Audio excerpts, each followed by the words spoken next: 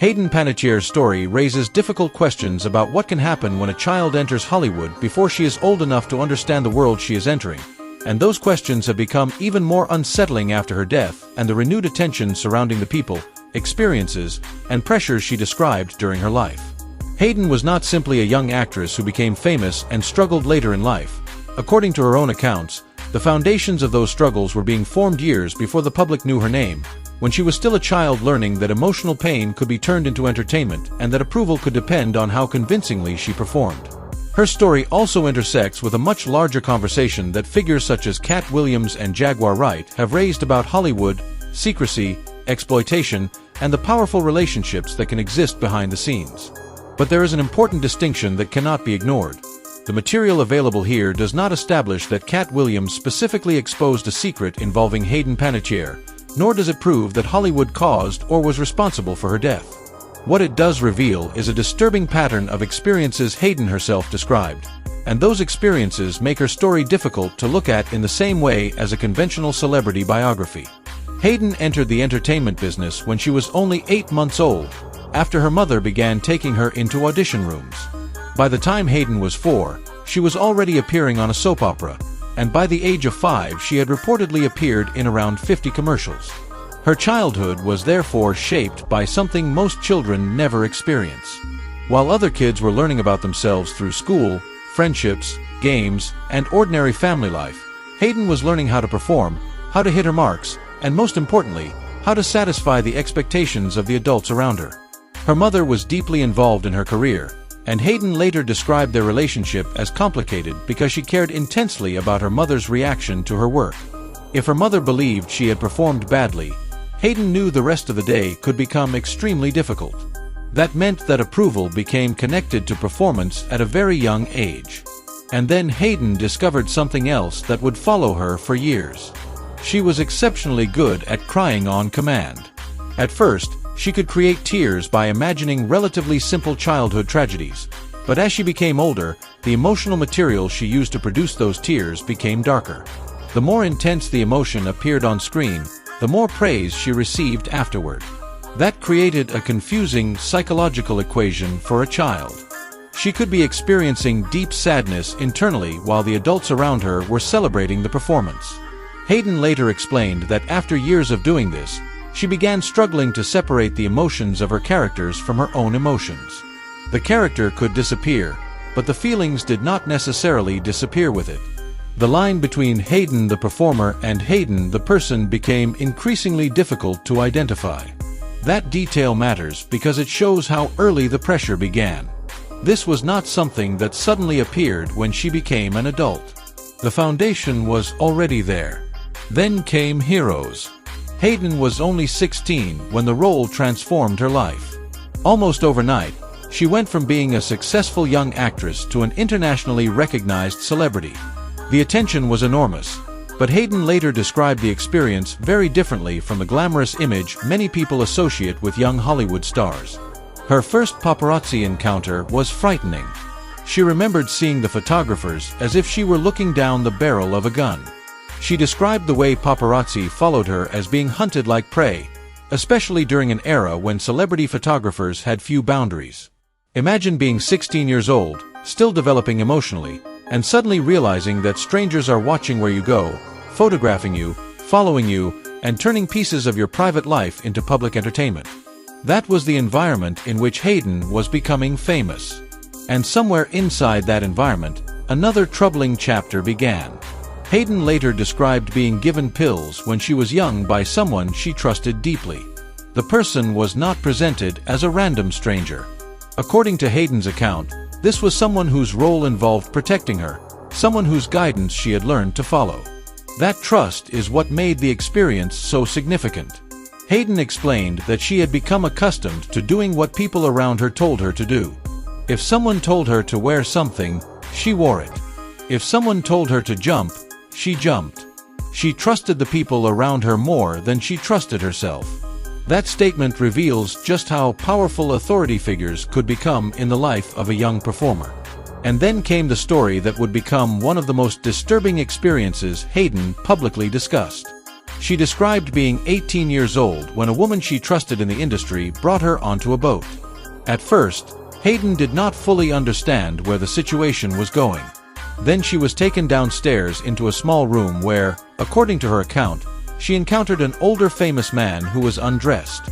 Hayden said she was placed beside him and eventually understood what was being expected of her.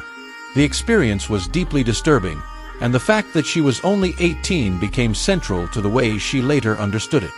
She had believed she was mature because of how much life she had already experienced, but she later reflected that being legally an adult did not mean she possessed the emotional awareness or life experience necessary to understand every dangerous situation around her. That distinction is crucial. A young person can look confident, successful, experienced, and independent while still being vulnerable to people who possess greater power, influence, knowledge, or control. Hayden had already spent years being taught to trust the adults who guided her career. She had already learned that other people's instructions could determine what happened next. So when a person she trusted brought her into an environment she did not fully understand, the power imbalance mattered. Hayden's story therefore becomes much larger than one disturbing incident. It becomes a story about how a child can grow up learning to surrender judgment to the people around her, only to discover later that some situations require a level of self-protection she was never taught to develop. This is where the broader allegations made by Katt Williams and other industry critics enter the conversation, but they must be handled carefully.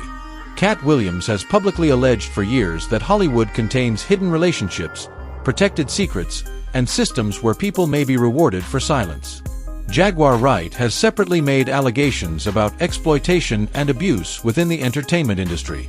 Those claims have generated enormous public discussion, but the material provided here does not establish a direct connection between those allegations and Hayden's specific experiences.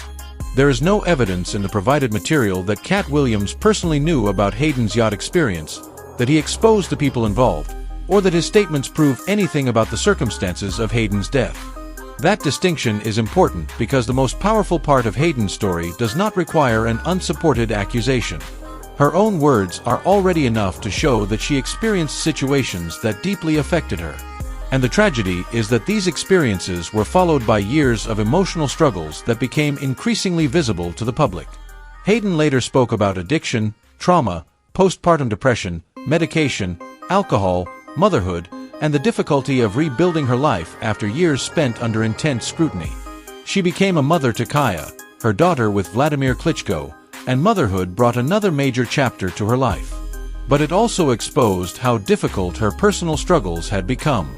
Hayden eventually accepted that Kaya should primarily live with her father because she recognized that she was not stable enough at that point to provide the care she wanted to provide.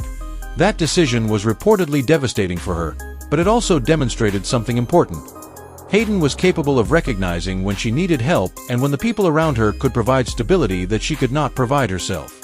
Yet even as she attempted to recover, the past did not simply disappear. Her experiences in childhood, her exposure to fame, her complicated relationships, and the pressures surrounding her career continued to shape how she understood herself. Then came another devastating loss when her younger brother Jansen died at only 28. Hayden was already carrying years of emotional struggles, and the death of a close family member added another painful chapter. In the years that followed, she continued trying to tell her story in her own way. Her memoir became an opportunity to revisit experiences she had lived through and examine them from the perspective of an adult who could finally understand things that had been confusing when she was younger.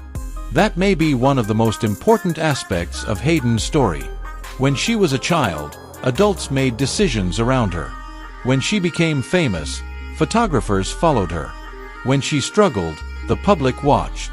But later in life, she began reclaiming the ability to describe what those experiences had actually felt like from inside. And that is why the conversation surrounding her death cannot simply be reduced to speculation about Hollywood secrets. Hayden's life itself contains enough unanswered emotional questions. How does a child learn to separate performance from reality after years of being rewarded for displaying pain? What happens when a teenager becomes famous before she has developed the tools to protect her privacy? What happens when the people a young star trusts also have professional power over her? And what happens when someone who has spent her entire childhood following instructions eventually has to learn how to trust her own judgment? Hayden spent years trying to answer those questions through recovery, therapy, motherhood, and eventually through speaking publicly about her experiences. Then, after her death, attention shifted toward the circumstances of her final hours. The material provided states that Hayden was found dead after suffering cardiac arrest and that authorities were investigating circumstances involving medication. It also states that the cause of death remained pending and that there was no confirmed evidence presented here establishing that she was murdered. That means one of the most important boundaries in this story must remain clear. Hayden's troubling experiences do not prove that someone caused her death. Her history of trauma does not automatically explain what happened. And allegations about Hollywood made by other celebrities cannot be turned into evidence of a connection that has not been established. But there is still a legitimate reason people continue asking questions. Hayden spent much of her life describing situations in which trust, power, fame, and vulnerability became dangerously intertwined. When someone with that history dies unexpectedly, people naturally revisit the stories that person told while alive and wonder whether those stories contained warnings that were not fully understood at the time. Hayden herself had already warned that some experiences in her life were not what the public imagined. She had described being exposed to adult situations at a young age, being given pills by someone she trusted, struggling to understand the emotional consequences of her childhood career, and spending years trying to separate her identity from the roles she performed. Those are not theories created after her death. They were parts of the story she had already told. And perhaps that is what makes her legacy so complicated. Hayden Panettiere was not simply a Hollywood success story, and she was not simply a tragedy. She was a child who became a performer, a teenager who became a global celebrity, a woman who struggled with addiction and trauma, a mother who faced painful decisions, and a person who eventually tried to explain the experiences that shaped her. Katt Williams' broader allegations about Hollywood may provide context for conversations about secrecy and power, but they should not be presented as proof that Hayden was silenced or that her death was connected to an entertainment industry conspiracy. The available material simply does not establish that. What it does establish is that Hayden had already spoken about disturbing experiences and about the difficulty of growing up in an environment where adults, careers, fame, and personal identity were constantly intertwined. And perhaps the most haunting question is not whether Hollywood killed Hayden Panettiere, because the evidence provided does not establish that. The more grounded question is what Hollywood took from her before the public ever realized she was struggling. She entered the industry as an infant. She learned to perform before she understood the consequences of performing. She learned that crying could earn applause. She learned that adults around her could direct her choices. She became famous before she was old enough to fully understand what fame would cost. And years later, she was still trying to understand where the character ended and Hayden began. That is the part of her story that deserves to be remembered. Not as proof of a conspiracy, not as evidence of murder, and not as another sensational Hollywood headline, but as the account of a woman who spent years trying to reclaim ownership of her own story. Her death has reopened those conversations, and it has made people look back at the things she said with a different sense of weight. But the responsibility now is to separate what Hayden actually described from what others have alleged, and to separate unanswered questions from facts. Because if there is one thing Hayden's story makes painfully clear, it is that the truth can become difficult to see when a person spends an entire lifetime performing under someone else's spotlight.